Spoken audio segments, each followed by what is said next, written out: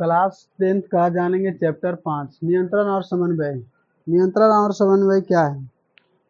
तो मनुष्य जिस प्रकार अपनी जैविक क्रियाएं करती है, पेड़ पौधे भी उसी तरह से अपनी जैविक क्रियाएं अपने अनुरूप पूरा करती है। तो ये किस अनुरूप कार्य होता है? पढ़ना, सोना, बैठना, उठना, बोलना, गुस्सा, क्रोध, प्रेम, ये सब जो क्रियाएं होती है हम नियंत्रण और समन्वय के अनुसार ही कर पाते हैं। तो उसी के बारे में जानेंगे, नियंत्रण और समन्वय। कभी आप देखे होंगे कि किसी प्रकार की पत्तियां जो होती है, पेड़ जो होता है, अगर पत्ती छूते हैं तो पूरा वृक्ष में एकदम मुरझा जाता है या पत्ती पूरा मुरझा जाता है। तो ये क्यों हुआ, इसी के बारे में। या हमें जब कोई एकाएक टच करता है तो हम अचंभित महसूस करते हैं, ऐसा क्यों होता है? तो इस सब के कारण है नियंत्रण और समन्वय। हमारा मस्तिष्क जैसे कार्य करता है, तंत्रिका तंत्र, उसके अनुरूप ही हम अपना बॉडी को संभाल पाते हैं। तो कह रहा है विभिन्न स्तर के जीवों में समन्वय एवं नियंत्रण। वैसे जीव जिनका शरीर एक कोशिका का बना होता है, जैसे क्लेमाइडोमोनास, अमीबा आदि में सभी जैव क्रियाओं का संचालन, समन्वय तथा नियंत्रण उसी अकेली कोशिका के द्वारा होता है। बहुकोशिकीय जीवों में भिन्न भिन्न कार्यों के लिए अलग अलग अंग एवं अंगतंत्र होते हैं। अंगों के द्वारा संपादित होने वाले कार्यों के समन्वय एवं नियंत्रण हेतु जटिल तंत्र भी विकसित होते हैं। तो जटिल तंत्र से लेके आसान तंत्र जो होता है, यानी अलग अलग प्रकार के हमारे बॉडी में अंग होते हैं, ये अलग अलग कार्य करता है। पौधों में नियंत्रण एवं समन्वय। एक छोटे बीज से विशाल वृक्ष का निर्माण हो जाता है। पौधों में पाए जाने वाली इस प्रकार की वृद्धि जंतुओं की गतियों से भिन्न होती है। जब बीज अंकुरित होता है तो नवोदित मृदा को विस्थापित कर बाहर निकल जाता है, यानी बीज को छोड़ ही देता है और नया पौधा अंकुरित हो जाता है। उद्दीपन के लिए तत्काल अनुक्रिया। उद्दीपन क्या है? अगर आप छुई मुई के पौधे की पत्तियां को छुएंगे तो वे शीघ्र ही मुड़कर बंद हो जाती है। इस प्रकार की गति का पौधे की वृद्धि से कोई संबंध नहीं होता। उद्दीपन में पौधे के वृद्धि या मुरझाने से कोई संबंध नहीं होता है। वृद्धि प्रेरित गति। आरोही पौधे में इस प्रकार की गति बहुत अच्छी तरह देखी जा सकती है। मटर का पौधा जब किसी सहारे के संपर्क में आता है तो इसका वह हिस्सा जो सहारे के संपर्क में रहता है कम वृद्धि करता है, जबकि सहारे से दूर वाला भाग अधिक वृद्धि कर इसे चारों ओर से घेर लेता है। पादपों में विभिन्न जैव क्रियाओं का नियंत्रण एवं उनके समन्वय जंतुओं की तरह विकसित नहीं होते हैं। पौधों में बाह्य उद्दीपनों को ग्रहण करने की क्षमता होती है तथा उनके अनुसार उनमें गति भी होती है। पौधों में ऐसी गति को अनुवर्तन या ड्रॉपिज्म या अनुवर्तनी का गति कहते हैं। उद्दीपनों की प्रकृति के अनुसार अनुवर्तन निम्नलिखित प्रकार के होते हैं। अब हम देखते हैं अलग अलग प्रकार के पौधों में अलग अलग प्रकार के उद्दीपन संबंधित कार्य होते हैं। पहला है प्रकाश अनुवर्ती। इसमें पौधे के अंग प्रकाश की ओर गति करते हैं। इस प्रकार की गति तने के शीर्ष भाग या पत्तियों में स्पष्ट दिखती है। जड़ प्रकाश से दूर मुड़कर अनुक्रिया करती है। दूसरा है गुरुत्वानुवर्तन। इसमें पौधे के अंग गुरुत्वाकर्षण की दिशा में गति करते हैं। यह पौधे की जड़ों में दिखता है। पौधे के तने गुरुत्वाकर्षण के विपरीत वृद्धि करता है। गुरुत्वानुवर्तन में जड़ जो होता है हमेशा सूर्य के विपरीत दिशा में गति करता है, अर्थात नीचे की ओर गति करता है। रसायनोनुवर्तन। यह गति रासायनिक उद्दीपनों के द्वारा होता है। परागन के समय परागकण से निकलने वाली पराग नलिका की बीजांड में होने वाली गति इस प्रकार का अनुवर्तन दर्शाता है। रसायन अनुवर्तन जो रसायन उद्दीपन को प्रदर्शित करता है। जलानुवर्तन। पौधे के अंग का जल की ओर होने वाले गति जलानुवर्तन कहलाता है। तो प्रकाशानुवर्तन प्रकाश की ओर गति, गुरुत्वानुवर्तन जमीन के अंदर की ओर गति, रसायनानुवर्तन रसायन के कारण वृद्धि विकास, जलानुवर्तन जल को जल की ओर गमन करना।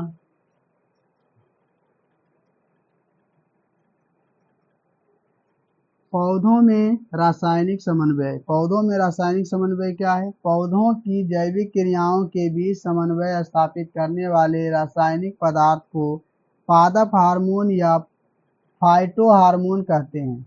बहुत से कार्बनिक यौगिक जो पौधे से उत्पन्न नहीं होते हैं परंतु पादप हार्मोन की तरह ही कार्य करते हैं, उन्हें भी वृद्धि नियंत्रण पदार्थ कहा जाता है। रासायनिक संगठन तथा कार्यविधि के आधार पर हार्मोन को 5 वर्गों में बांटा गया है। ये पौधे के रासायनिक समन्वय की क्रियाएं बताई जा रही है। पहला जो हार्मोन है, पौधा में 5 प्रमुख हार्मोन है। पहला हार्मोन ऑक्सिन है, दूसरा जिबरेलिन, तीसरा है साइटोकाइनिन और चौथा है एब्सिसिक एसिड और पांचवा इथिलीन। अब ऑक्सिन के बारे में जानेंगे। ऑक्सिन क्या है? पौधे के स्तंभ शीर्ष पर मुख्यतः संश्लेषित होने वाले ये कार्बनिक यौगिक कोशिका विभाजन एवं कोशिका दीर्घन में सहायता करते हैं। कोशिका दीर्घन के द्वारा ये ऑक्सिन तने की वृद्धि में सहायक होते हैं। यदि स्तंभ का शीर्ष काट दिया जाए तो पौधे की लंबाई में वृद्धि रुक जाती है। ये प्रायः बीज रहित फलों के उत्पादन में सहायक होते हैं। ये ऑक्सिन का प्रमुख कार्य है। ऑक्सिन के बाद जानेंगे जिबरेलिन। इस वर्ग का मुख्य हार्मोन जिबरेलिक अम्ल है, जो जटिल कार्बनिक यौगिक है। जिबरेलिन में जो पाया जाता है उसको जिबरेलिक अम्ल कहते हैं। करा कोशिका विभाजन एवं कोशिका दीर्घन द्वारा ये पौधे के स्तंभ की लंबाई में वृद्धि करते हैं। इनके उपयोग से बृहत आकार के फलों एवं फूलों का उत्पादन किया जाता है। बीज रहित फलों के उत्पादन में ये ऑक्सिन की तरह सहायक होते हैं। यानी फल उल के आकार उकार बड़ा करना है, ज़्यादा मात्रा में फल को लगवाना है तो जिबरेलिन हार्मोन है उसका छिड़काव किया जाता है। तीसरा है साइटोकाइनिन। ये ऐसे रासायनिक कार्बनिक पदार्थ हैं जो बीजों के भ्रूणपोष एवं पौधों की जड़ों में संश्लेषित होते हैं। साइटोकाइनिन जो है वो बीजों के भ्रूणकोष एवं पौधों की जड़ों में संश्लेषित होते हैं। ये कोशिका द्रव्य के विभाजन में मुख्य भूमिका अदा करते हैं। ये जीर्णता को रोकते हैं एवं पर्णहरित को काफी समय तक नष्ट होने नहीं देते हैं। इससे पत्तियां अधिक समय तक हरी और ताजी बनी रहती है। फलों और बीजों में इनकी सांद्रता अधिक होती है। फल और बीज में सबसे ज्यादा जो पाया जाता है साइटोकाइनिन पाया जाता है। फल जब कच्चा रहता है उसको तोड़ लिया जाता है तो उसका स्वाद जो होता है वो खट्टापन होता है। ये साइटोकाइनिन के ही कारण होते हैं। अगला है एब्सिसिक एसिड। यह एक वृद्धि रोधक कार्बनिक यौगिक है जो ऑक्सिन एवं जिबरेलिन के प्रभाव को उलट देता है, यानी उल्टा कर देता है। यह ऐसा रासायनिक यौगिक है जिसे किसी भी पौधे पर छिड़कने पर शीघ्र ही पत्तियां विलगन हो जाती है, यानी विगलन हो जाती है, यानी गल जाती है। एब्सिसिक एसिड का छिड़काव करेंगे तो पत्तियां जो होती है वो जल्दी जल्दी गिर जाती है। यह पत्तियों को मुरझाने एवं विगलन में सहायक होता है। यह कलियों की वृद्धि और बीजों के अंकुरण को रोकता है। यह कोशिका विभाजन एवं कोशिका दीर्घन दोनों को अवरुद्ध करता है, यानी कि नष्ट कर देता है। तो एब्सिसिक एसिड विगलन में महत्वपूर्ण भूमिका निभाता है। इसी के कारण पत्तियां हरी से पीले होकर और फिर कुछ समय के बाद अपना टहनी को छोड़कर और नीचे की ओर गिर जाती है। एथिलीन यह गैस के रूप में पाया जाने वाला हार्मोन है। यह खासकर वैसे उच्च वर्ग के पौधों में पाया जाता है जो प्रतिकूल परिस्थिति में रहता है। यह फूलों, फलों, बीजों, पत्तियों तथा जड़ों में उत्पादित होता है। यह पौधे के तनों के अग्रभाग में बनता है और विस्तारित होकर फलों को पकाने में सहायता करता है। अतः इसे फल पकाने वाला हार्मोन भी कहा जाता है। कृत्रिम रूप से फलों को पकाने में इसका उपयोग किया जाता है और कृत्रिम रूप से जो फल को पकाते हैं तो उसमें एसिटिलीन का प्रयोग किया जाता है और जब प्राकृतिक रूप से पकाया जाता है फल को तो उसमें एथिलीन का प्रयोग किया जाता है और कृत्रिम रूप से पकाने के लिए एसिटिलीन का प्रयोग किया जाता है। जंतुओं में नियंत्रण और समन्वय। तो जंतुओं में नियंत्रण और समन्वय हम जाने थे। पेड़ पौधा में नियंत्रण और समन्वय के लिए हार्मोन 5 प्रकार के होते हैं: ऑक्सिन, साइटोकाइनिन, एसिटिलीन। इस प्रकार से कुल 5 हार्मोन वहाँ पाया जा रहा था, जिबरेलिन, ये सभी। यहाँ है जंतुओं में नियंत्रण और समन्वय। जंतुओं में विभिन्न प्रकार की शारीरिक क्रियाओं के बीच समन्वय तथा उनका नियंत्रण दो तरीके से होते हैं। पहला तंत्रिकीय नियंत्रण एवं समन्वय या तंत्रिकाओं के द्वारा होता है। उच्च श्रेणी के जंतुओं में ऐसी तंत्रिकाएं मिलकर एक तंत्र का निर्माण करती है जिसे तंत्रिका तंत्र कहते हैं। दूसरा जो प्रकार है, पहला है तंत्रिका तंत्र के द्वारा, दूसरा है रासायनिक नियंत्रण एवं समन्वय। शारीरिक क्रियाओं के नियंत्रण और समन्वय में प्रयुक्त रसायन हार्मोन्स कहलाते हैं, जो अंतःस्रावी ग्रंथियों द्वारा स्रावित होते हैं। ये तंत्र अंतःस्रावी तंत्र कहलाते हैं। पौधों में नियंत्रण एवं समन्वय केवल रासायनिक होता है। पौधों में तंत्रिकीय नियंत्रण के लिए तंत्रिका तंत्र नहीं पाए जाते। तो बता दिया गया था कि तंत्रिका तंत्र उसमें नहीं पाया जाता है, जबकि मनुष्य और जीव जंतुओं में तंत्रिका तंत्र पाया जाता है, पौधों में नहीं पाया जाता। तंत्रिकीय नियंत्रण और समन्वय। जंतुओं के शरीर में एक विशेष प्रकार का उत्तक होता है जिसे तंत्रिकीय उत्तक कहते हैं।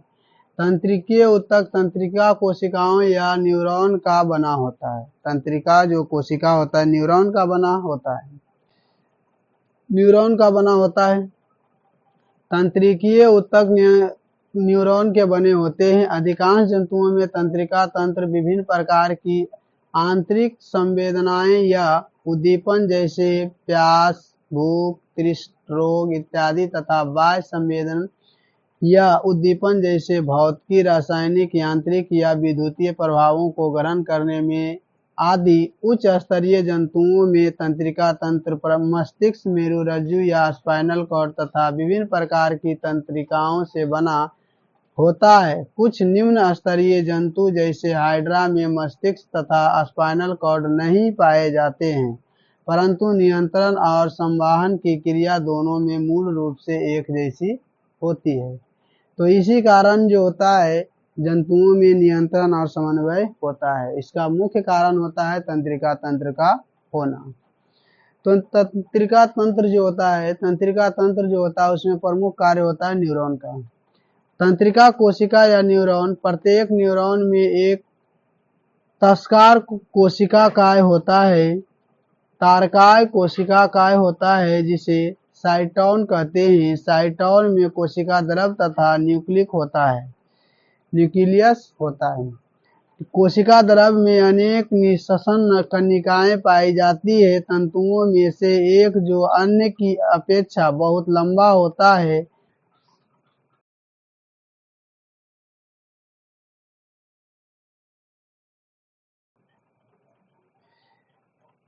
तंत्रिका कोशिका या न्यूरॉन, प्रत्येक न्यूरॉन में एक तारकाय कोशिकाएं होता है जिसे साइटोन कहते हैं। साइटोन में कोशिका द्रव या न्यूक्लियस होता है। कोशिका द्रव में अनेक निःश्वसन नलिकाएं पाई जाती है। तंतुओं में से एक जो अन्य की अपेक्षा बहुत लंबा होता है अक्ष या एक्सॉन कहलाता है। एक्सॉन के अतिरिक्त अन्य प्रवर्धन जो सामान्यतः छोटे और सख्त होते हैं डेंड्राइट्स कहलाते हैं। डेंड्राइट्स विभिन्न प्रकार की संवेदनाओं को संवेदी अंगों जैसे कान, नाक, जीभ आदि से ग्रहण कर साइटोन को पहुंचाते हैं। साइटोन में संवेदना विद्युत आवेग में परिवर्तन होता है, फिर एक्सॉन के द्वारा तंत्रिका आवेग आगे की ओर बढ़ते हैं। प्रत्येक शाखा सूक्ष्म गांठ जैसी रचना में समाप्त हो जाती है, जिन्हें सूत्रयुग्मक गांठें या साइटोनिप्स कहते हैं। न्यूरॉन के डेंड्राइट्स से जुड़कर संपर्क स्थापित करते हैं। इस स्थापना को सिनेप्स कहते हैं। एक्सॉन के चारों तरफ श्वेत चर्बीदार पदार्थ का एक आवरण होता है जिसे मेडुलरी या माइलिन शीथ कहते हैं।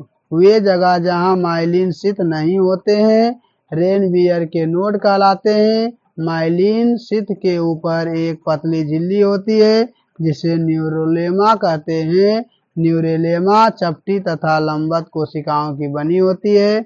इन कोशिकाओं को श्वान कोशिका कहते हैं। तो यहाँ से हम जानेंगे कि किस प्रकार से एक एक भाग को क्या क्या नाम दिया गया है।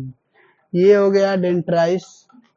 डेंड्राइट्स सभी शरीर के सभी भागों से सूचनाओं को लाते हैं। संवेदी अंग संवेदी अंग में जो संवेदनाएं उत्पन्न होती है, नाक में जो संवेदनाएं उत्पन्न होती है, डेंड्राइट्स उसको अंदर की ओर लाता है। यहाँ के बाद केंद्रक इसका दिखाया गया तंत्रिका तंत्र के। ये जो बीच का भाग है इसको हम बोलते हैं साइट्रॉन। नीचे के जो भाग है बीच वाला भाग एकरा बोलते हैं एक्सॉन। ये जो बीच वाला रिक्त स्थान है श्वान कोशिका कहलाया। जहां पर जगह खाली रह जाता है वहां पर पाया जाता है रेनबियर का नोट्स। ये जो गुद्देदार भाग दिखाई पड़ रहा है एकरा बोलते हैं मेडुलरी या माइलिन शीथ। ये वाला जो पदार्थ इसमें भरा हुआ है, चौड़ा सा भाग में जो पदार्थ भरल है एकरा बोलते हैं एक्सॉन बल्ब। ये जो छोटे छोटे डेंड्राइट्स के ही तरह ये जो दिख रहा है एकरा हम बोलते हैं सूत्र युग्मक गांठ।